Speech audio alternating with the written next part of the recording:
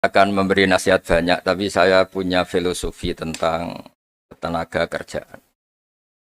Tadi sudah disebut bahwa nilai kerja itu ibadah. Agama manapun pasti setuju kalau orang mendapat rezeki atau mendapat kebutuhannya karena lewat jalan yang halal. Jalan yang halal itu biasanya pilihannya itu ya kerja, terus mungkin warisan, terus hibah. Ini penting saya utarakan karena saya nanti akan baca beberapa makalah yang diriwayatkan ulama-ulama top kitabnya Imam Ghazali. Kenapa kita bicara tentang pekerjaan?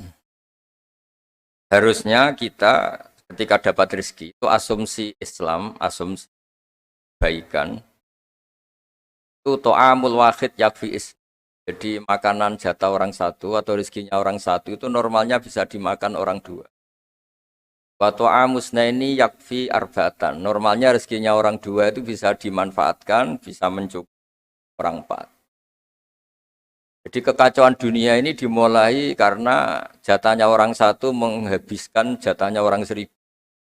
Jadi gara-gara kerakusan itu terus sistem sosial itu menjadi kacau. Harusnya itu to'amul wahid yakfi to'amusna yakfi arbatan. Jadi jatah rezekinya orang satu bisa menghidupi orang dua ke atas, jatahnya rezekinya orang dua bisa menghidupi orang empat ke atas. Kemudian ini saya baca saja supaya tambah berkah beberapa teks tentang pekerjaan. Ini di kitab Ihya di halaman 85 kalau kitab saya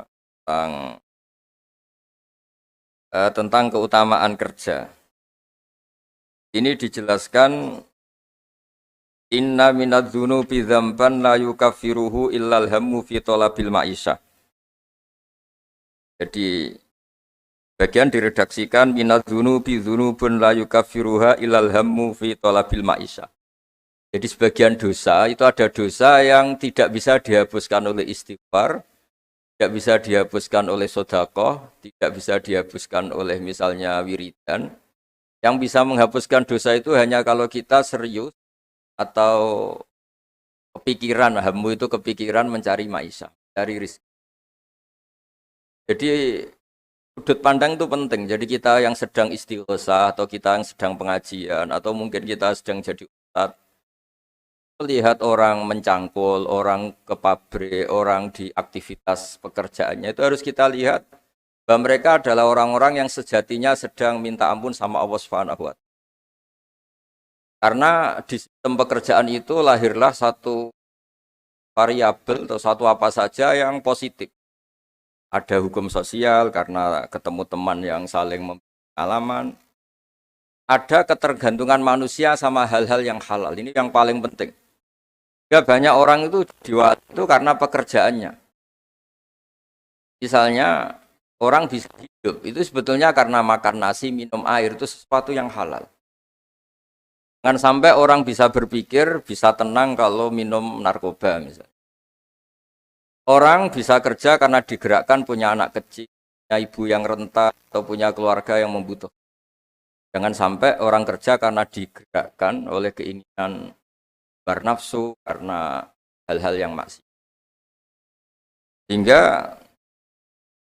status orang yang dagang misalnya atas sirusoduk yuhsaru yaumal qiyamati ma'as-siddiqin wa syuhada. Orang yang dagang kemudian dia benar, dia jujur, itu nanti makomnya kelas dia itu bersama para orang-orang yang meninggal syahid, pahlawan-pahlawan. Ini penting saya utarakan supaya cara pandang kita terhadap beragama. Jangan sampai misalnya kita beragama terus kemudian melihat yang ibadah itu yang datang ke masjid. Ya kita jam kerja kemudian ada pengajian, kita tidak pengajian itu dianggap salah karena nggak datang di masjid. Padahal kita datang ke pabrik atau ke pasar, nilainya sama-sama ibadah. Ini penting supaya cara pandang kita terhadap orang lain itu positif. Saya berkali-kali bilang, kalau ada tetangga saya meninggal, saya muji orang ini kalau malam tidur. Kalau malam mungkin ya lihat sinetron. Kalau malam itu ya santai-santai di rumah sampai. Kalau kita pakai sudut pandang maksimal, yang dikatakan taat itu tahajud, ir, dan maka orang ini tidak masuk kategori taat. Tapi kalau kita kembali ke definisi takwa, takwa itu meninggalkan hal-hal yang dilarang Allah Ta'ala. Orang ini akan kelihatan berprestasi karena saat di rumah dia berarti tidak melakukan hal-hal yang kriminal, tidak mencuri, tidak ganggu orang lain, tidak menjadikan kegaduhan di patan atau di jalan. Hingga agama ini juga harus mengapresiasi tarkul ma'asi, bahwa orang yang tidak punya aktivitas di rumah banyak yang dilakukan sebetulnya, kebaikan masif, kebaikan bersama, karena orang ini tidak melakukan hal-hal yang merugikan orang lain. Ya saya berkali-kali bilang kalau saya jadi kiai, jadi orang baik, kalau ada orang yang dermawan, ngasih sesuatu ke kita, ya kita senang karena kebaikan itu diapresiasi. Misalnya ada tadi cerita menakar dapat apresiasi, dapat penghargaan, ya kita senang karena itu. Karena itu, tapi andekan tidak itu juga senang. Senangnya karena mungkin orang lain ini sudah tidak butuh kita. Tidak butuh kita kok buat baik. Saya berkali-kali bilang, kalau Anda jadi kiai tidak usah tersinggung kalau tetangga tidak minta konsultasi. Artinya mereka sudah mandiri, bisa memutuskan masalahnya sendiri. Tapi kalau konsultasi, anggap mereka punya akhlak, tanya kiai. Kalau tidak, ya anggap saja mereka sudah mandiri.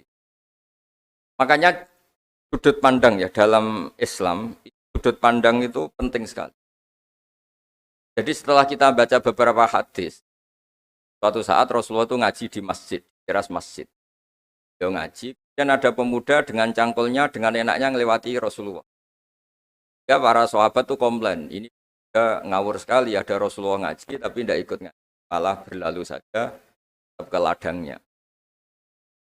Tapi ketika dengan tanda kutip disalahkan, Rasulullah malah bela pemuda tadi.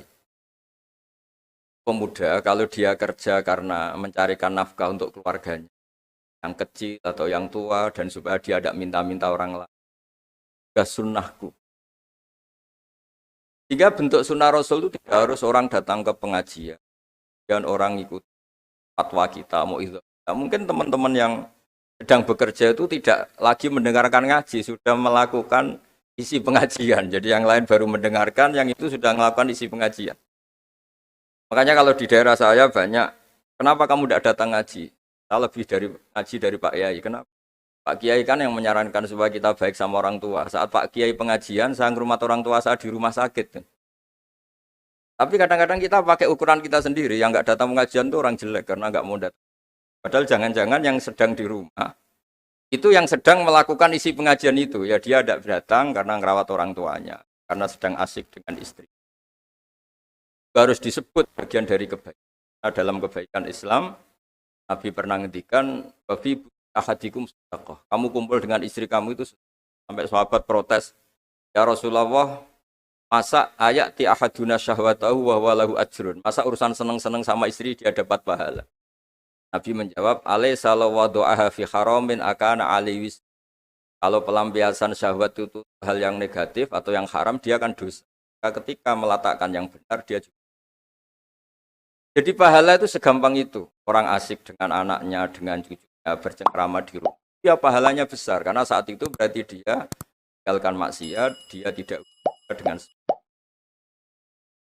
Nah pekerjaan juga gitu. Mungkin orang lain dapat uang karena transaksi narkoba. Mungkin orang lain dapat uang karena kejahatan. Orang lain dapat uang karena menipu. Orang-orang yang bekerja luar biasa, dapat rezeki. Itu harus kita apresiasi. Ya makam orang-orang ini, makomnya itu nanti kalau meninggal ma'asiddi wasyuhada. Orang-orang punya gelar asid, gelar yang luar biasa dalam khazanah kewalian. Orang-orang yang bekerja itu nanti makomnya seperti itu. Itu adalah inspirasi kita yang luar biasa. Sehingga nanti kita tidak melihat orang lain itu, wah, wong kok kedoyan tok, orang orientasinya dunia tok, bekerja terus, ingin kaya raya itu. Ya wis kan. Kita tidak boleh berpikir. Karena apapun banyaknya harta di tangan orang-orang halal, tangan orang-orang baik, pasti efeknya juga.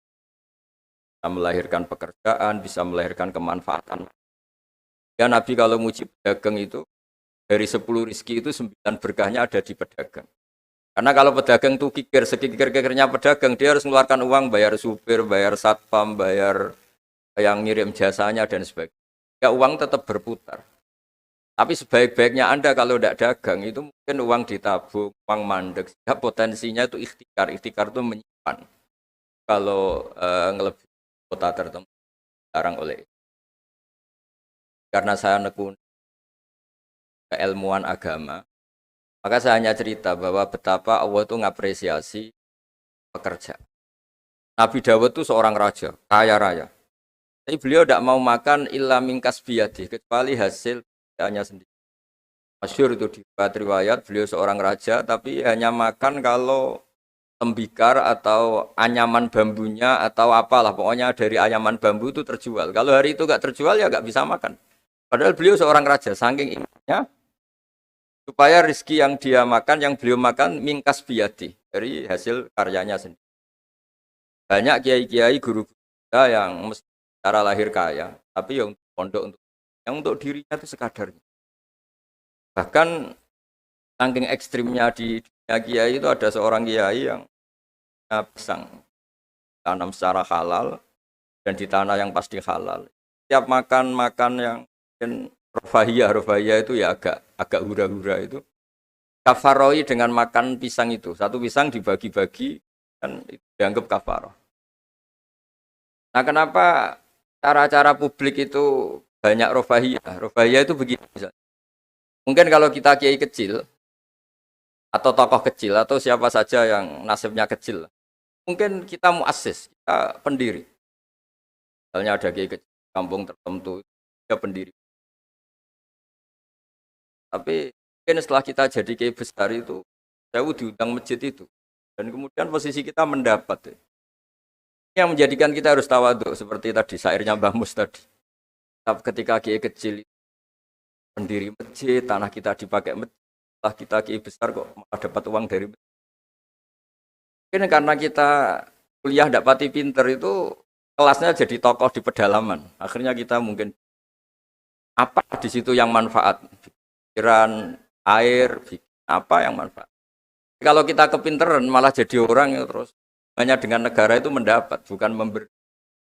Nah hal-hal seperti ini harus jadi motivasi semua pekerja. Menteri juga mentalnya harus memberi. Pekerja juga mentalnya harus memberi. Maka dulu banyak negarawan kita bilang hubungan Anda dengan negara itu sejauh mana Anda memberi sama negara ini. Dan berpikir sejauh mana negara ini memberi kepada kita. Itu yang diajarkan guru kita, orang-orang kita, bahwa hubungan kita dengan negara, dengan orang lain itu yunfikun itu berkontribusi. Hingga saya ini termasuk kiai yang kalau ketemu orang yang terlalu baik sama saya ini saya sungkan, karena hubungannya saya mendapat. Tapi kalau ketemu orang yang lebih lemah mungkin saya lebih pede, karena hubungan kita ini memberi.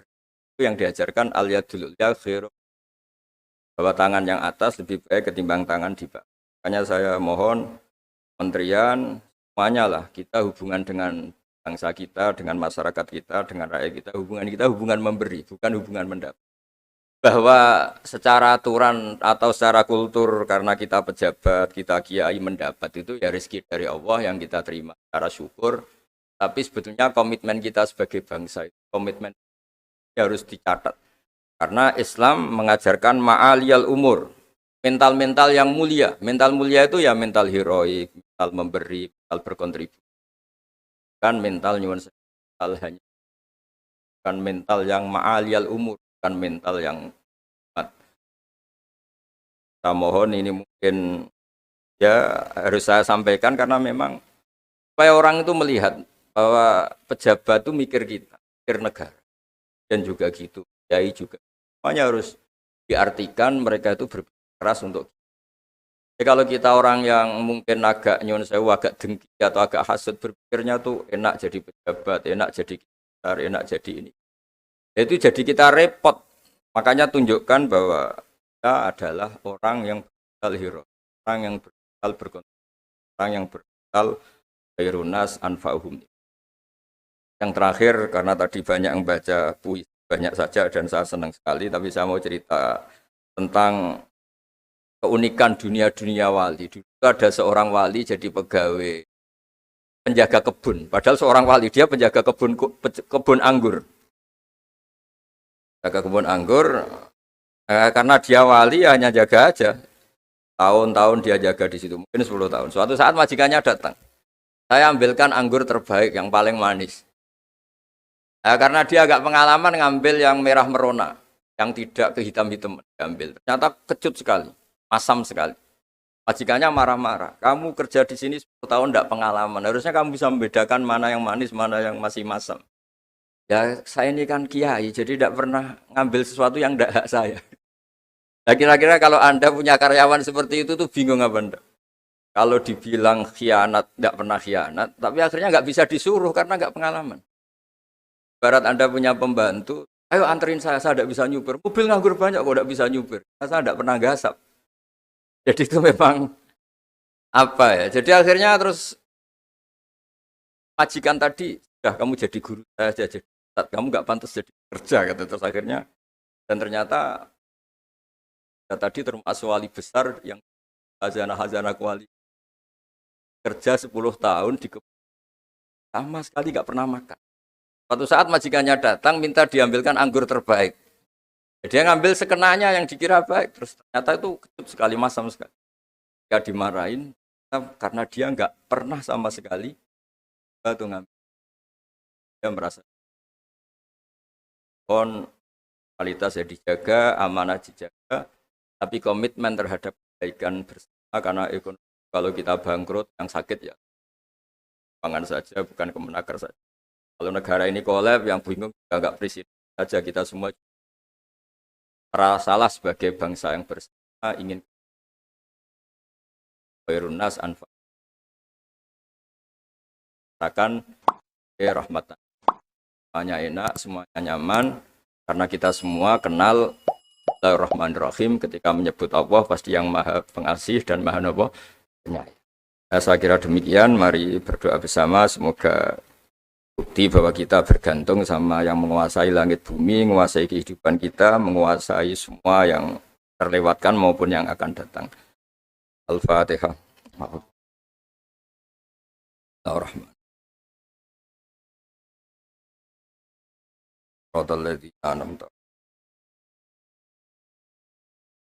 Ahmaduka ya ghafuru ya syakuru masalli wa sallim alal basyirin. As'aluka bi anna lakal hamda la ilaha illa anta al-hannan al-mannan. Ya badi'as samawati wal ardi ya hayyu ya qayyum ya dzal jalali wal ikram. Antarzuqona ya Allah husnal muamalati fi ma baini. Waj'alna aminin mutmainin alladzina la khaufun 'alaihim wa lahum yahzanun. Waj'al baldatana ya baldatan mutmainnat. Ya'tina ya warisku karahotan warzuqna insyirahus sadri laka. Warzuqna salimin ghanimin wa'afin min kulli bala'id dunya al akhirah. Rabbana atina fid dunya hasanah wal akhirati hasanah.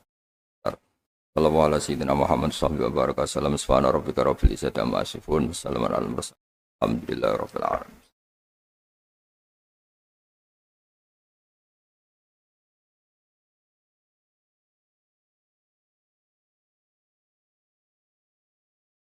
Ya kurang lebih mohon maaf. Assalamualaikum warahmatullahi wabarakatuh.